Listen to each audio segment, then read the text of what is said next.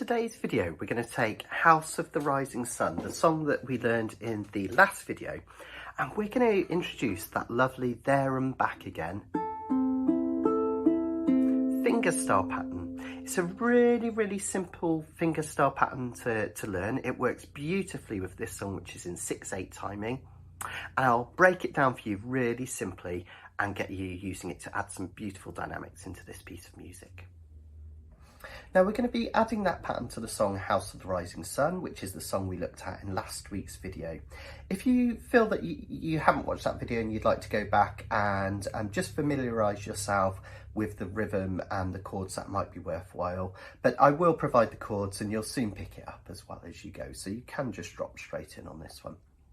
So this song is in 6/8 timing, at least it is the way we're playing it. So as mentioned in the last video, this was an old folk song, so it was never physically written down when it was composed which time signature it was in. There was no treble clef with marks. It was just up to the arrangers or musicians who are performing it to play it the way they thought it sounded best. I like it in this 6/8 timing because it draws out each of the measures and it gives it a really kind of ever so slightly moody, almost slightly menacing at times feel, which is really suits the subject matter of the song. So 6/8 timing, remember, means that there are 6 beats in every measure. So if we're turning this into a fingerstyle pattern, we need to pick something 6 times for it to fit perfectly into this time signature. The bottom number means that those are 8th notes or quavers. Don't stress too much about that. It just means that the picks are going to be fairly close together and played at a fairly decent tempo. Here's how it looks then. I've written out the pattern in tablature format. Remember with tablature that this line represents your G string, the string nearest your nose. And this string, even though it's at the top, represents the A string furthest away from your nose. So think your line of sight is going bottom up. So we've got G string, C string, E string, A string from bottom to top. Okay, I'll talk you through it as we go anyway. Each X is going to represent where we pick. But before we even choose which strings to pick when, let's have a look at how to hold our uke and make sure we've got the right position for fingerstyle. So first of all, let's talk about these angles. One of these days I'm going to write a book called 45 because I'm finding that almost everything I do on ukulele, to do perfectly, we need 45-degree angles. So notice that my uke is at a 45-degree angle. It's not like this or like this, it's like that. And the bout is just resting on the inner part of my thigh. You can use a strap if you want, absolutely fine. Now here's the important bit. When we play finger pickings or fingerstyle, there's 2 main ways to do it. We have what we call long arm, which is named after a classical guitar technique, where the arm comes along the strings, almost in line with it. And we have short arm, where the arm comes over the top and picks the string. And we're going towards the short arm version of it. So notice that the upper part of my arm here is resting roughly on the upper bout of the bottom of the ukulele there. And then this is really crucial. Notice that there's a nice arch in my arm. I'm not flat like this where I'm going to interfere with the strings and create an awkward picking angle. I have a nice arch. Can you see that bend in the wrist? It's almost like, it's like the silhouette of Mount Snowdon if you've ever climbed it, or kind of like a shallow mountain. There we go. Now here's another 45-degree angle. First of all, what I'm doing is my thumb is going to sit on the G string, the one nearest your nose, and I'm using mostly the flesh part of my thumb. Occasionally I'll use a bit of the nail, but mostly the flesh. My index finger is going to pick up on the C string, the next one down. My middle finger is going to pick up on the E string, next one down again. And my ring finger is going to pick up on the A string there. So you can see if I wanted to, I could pick all 4 strings at the same time. Okay. Here's that angle I'm talking about. Can you see this 45-degree again? I'm totally obsessed with that, I know, 45-degree angle. It's not like this. It's not like that. It's that nice angle again. That's going to allow these fingers to move up without interfering with each other. They're going to knock into each other that way. That way they're too flat. So we want that nice 45-degree angle. Okay, let's go back and relax with that position then. Arch, remember. And what I want you to practice doing is just picking the G string with your thumb, getting a nice clean sound. Okay, some people prefer the thumb to come out this way. I prefer it to come slightly more backwards. Okay, so it's not too much movement with the thumb. Next up, I want you to practice picking with the thumb, index. Nothing this end, just all open. Thumb, index, G, C. And try and make sure they're roughly the same volume and roughly the same tone. You've probably guessed what comes next. Let's try picking thumb, index, middle. Thumb, index, middle. Thumb, index, middle. Thumb, index, middle. Finally, we're going to involve the ring finger on the A string. Thumb, index, middle, ring. Thumb, index, middle, ring. Okay. What we want to avoid doing is catching the outside part of our nail, because that's where you can get a real twang. So that's why we have that nice angle. You don't have to have long nails like mine. Short nails using the pad of these fingers will work as well. Just try and avoid the edge of the nail. That's where it can catch. Next thing that I'd like you to notice is that there's not a massive movement. The fingers are cycling inwards, but they're not coming way up here into the palm of my hand. And they're not kind of sitting out here out of the way. They're moving back slightly, but notice they're ready to pick that string. So as little movement as possible, economy of movement we call it. Now, this little finger is entirely up for debate. I know classical guitarists that would chop my finger off for doing what I'm doing. Occasionally I find it useful to anchor the little finger on the soundboard of the uke, which allows me to pull up nicely with the thumb and three fingers. Some people prefer the kind of more free technique where the little finger is just held out of the way. There's an argument, which is true, that it allows greater movement of these fingers and independence. But because you're learning, I don't think it would be too detrimental to anchor that little finger if it helps you on the soundboard. And then later on, it's not going to affect too much your technique to take it off again.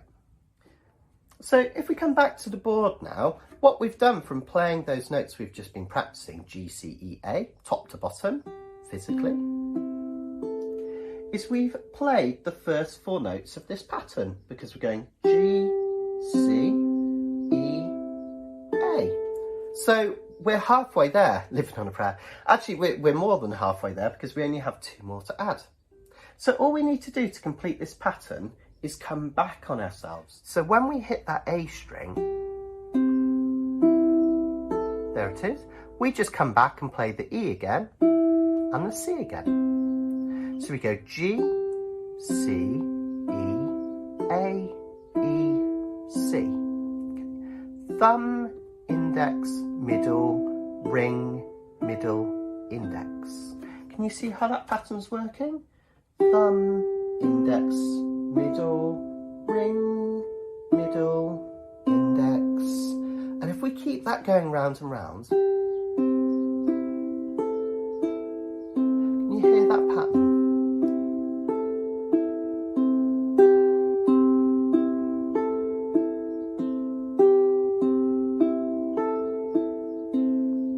Notice that this X here I've drawn in orange, and that's just to tell you that that's the next measure, and the next measure just repeats this again.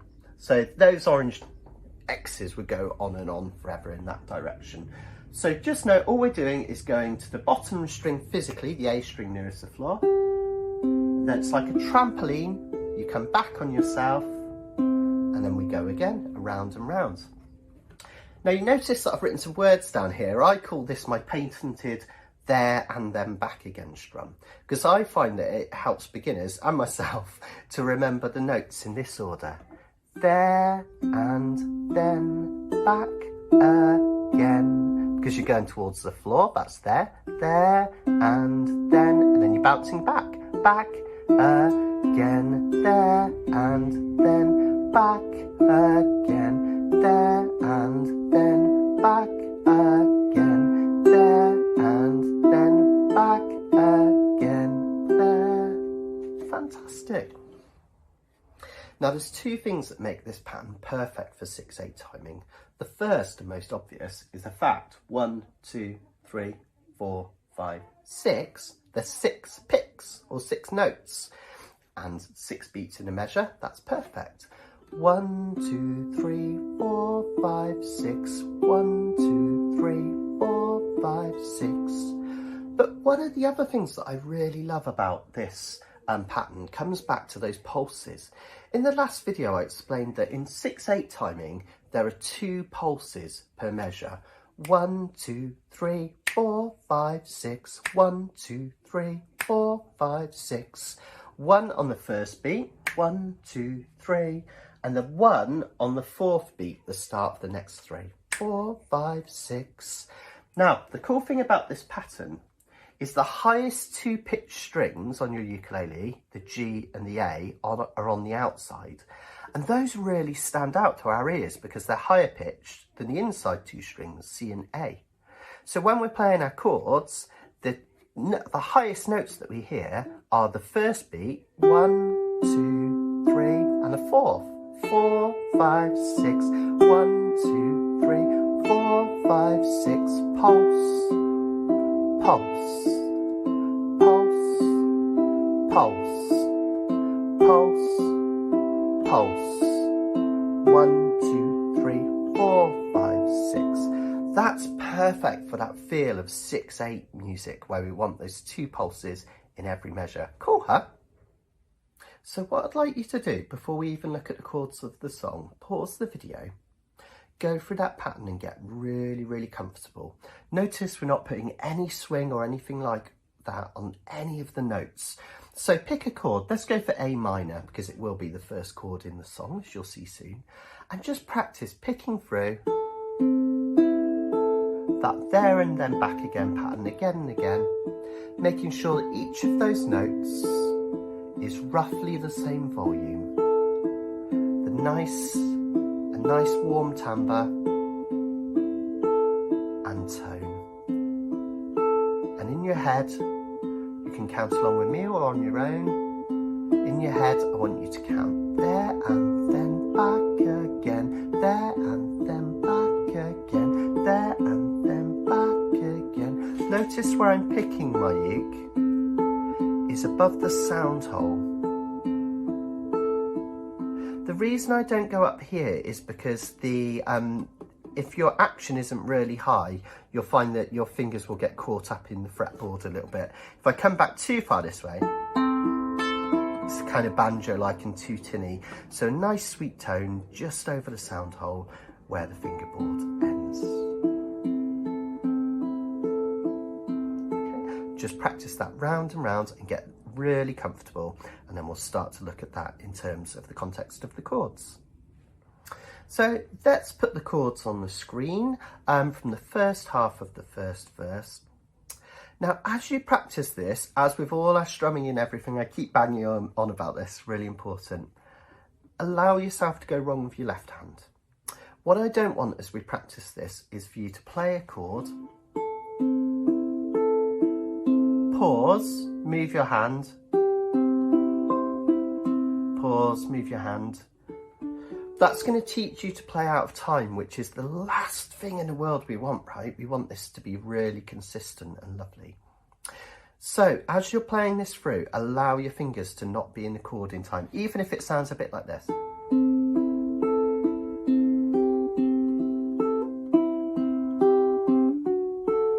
Okay, even if your fingers aren't quite there when you get to the next finger picking pattern, allow yourself to go wrong.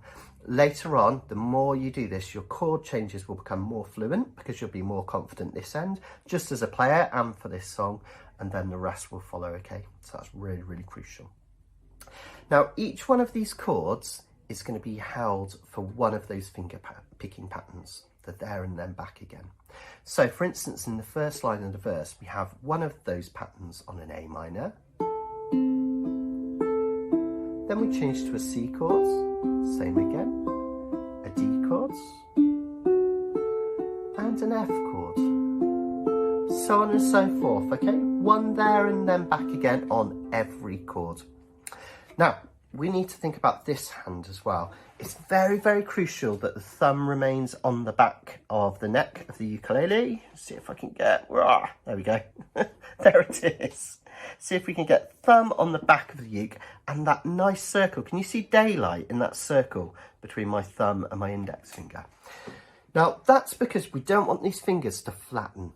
As soon as these fingers start to flatten on a fretboard, you're going to have this sound.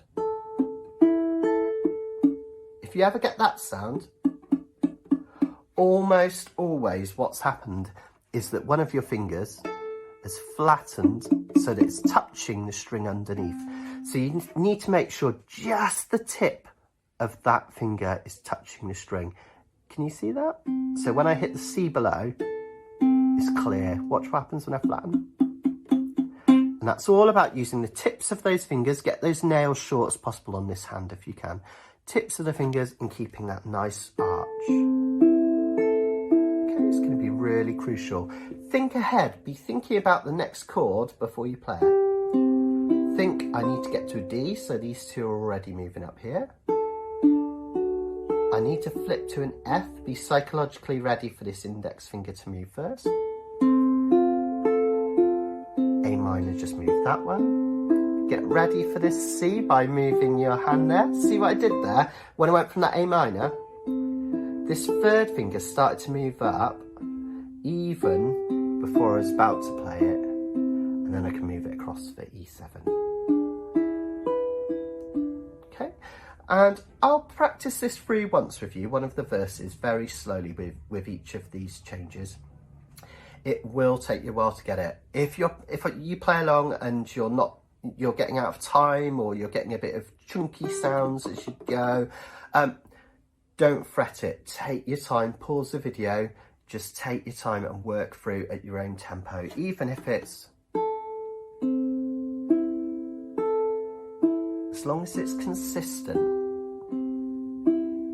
that's fine, okay? Just counting as we go. Just keep that right hand going no matter what. Let's have a go at the first verse then, using that pattern. I'm going to count 1, 2, 3, 4, 5, 6, and then we're going to start our first pick. Here we go. 1, 2, 3, 4, 5, 6. And a C, a D, an F, A minor, C, and E7. Next half of the verse, A minor again, and C,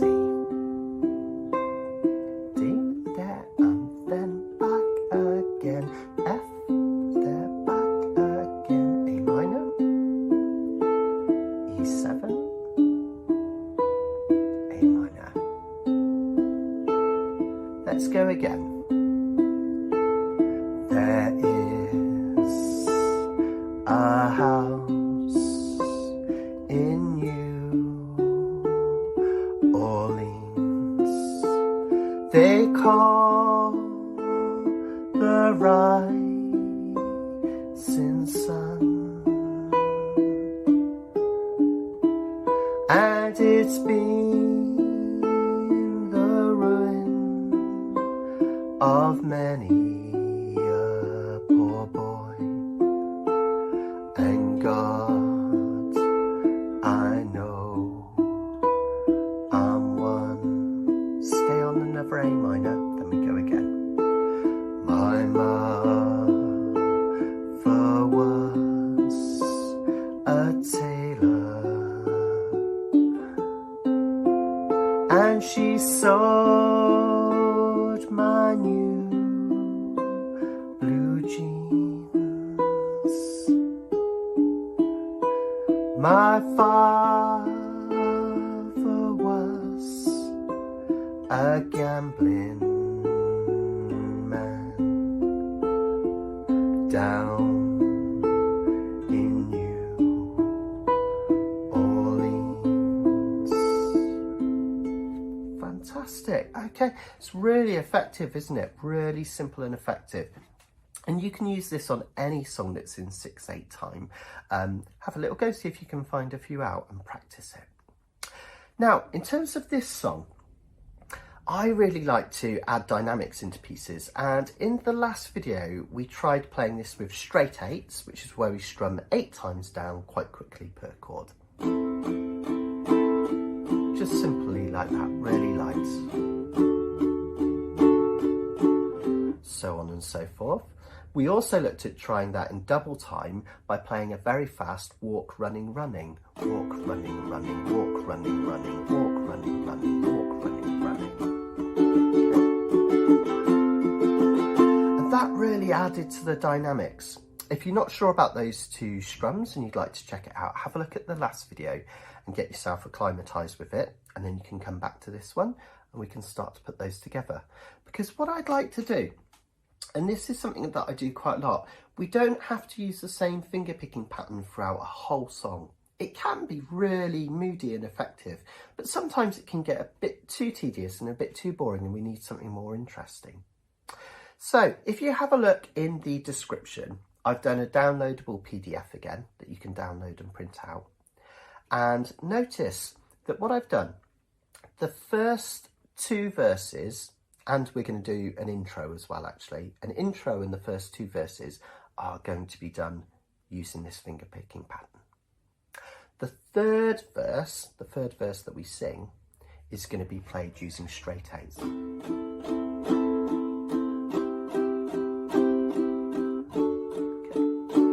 The 4th and the 5th verse that come next are going to be used using our walk, running, running pattern. And adding those dynamics, getting a little bit louder as we go. And then for the final verse of the whole song, the 6th verse with singing, we're going to go back to our picking pattern to really bring everything back down and create a sense of drama at the end of the piece. So what I'd like you to do is join in, and if you'd like to, you can match my patterns. So finger picking, straight eights, walk, running, runnings, back to finger picking. Or if you want to use this as just a chance to practice your finger pick the whole thing. Even when I'm strumming, try and keep time with me and keep that finger picking pattern going. That's absolutely fine as well. So you can use this as a practice video for all sorts of things, whether you want to join in with me with all those dynamics or just to keep doing one thing and practice over the top. It's absolutely cool. Okay, I'm going to give you a count of 1, 2, 3, 4, 5, 6. Then we're going to do the intro, just the verse finger picked all the way. Here we go, start with that A minor. 1, 2, 3, 4, 5, 6, A minor. C. There and then back again. There and then back again.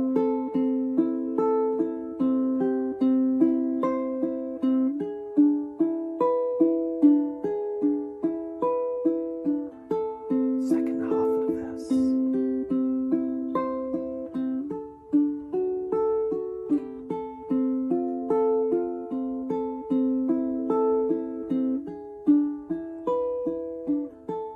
One more A minor. Here we go. There is a house in New Orleans they call the rising sun, and it's been the ruin of many a poor boy, and God, I know I'm one. Never A minor, then never verse. My mother was a tailor. She sewed my new blue jeans. My father was a gambling man down in New Orleans. Here come straight eights. Now the only thing a gambler needs is a suitcase and a trunk, and the only time that he's satisfied is when he's on a drunk. Here comes walk running. Oh mother, tell your children not what I have done.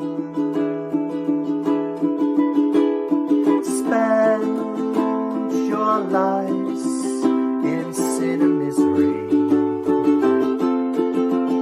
in the house of the rising sun. Another of those? Well, I've got 1 foot on the platform, the other foot on the train. Well, I'm going back to New Orleans to wear that ball and chain. Back to finger picking. Well, there is a house in New Orleans they call the rising sun, and it's been the ruin of many a poor boy, and God, I know I'm one.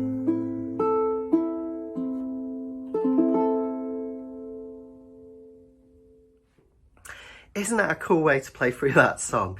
I didn't even play it perfect. I'm sure I must have done the odd fluff in here and there. But did you notice how adding those levels of dynamics? So don't always think that a finger pick has to be played throughout an entire song.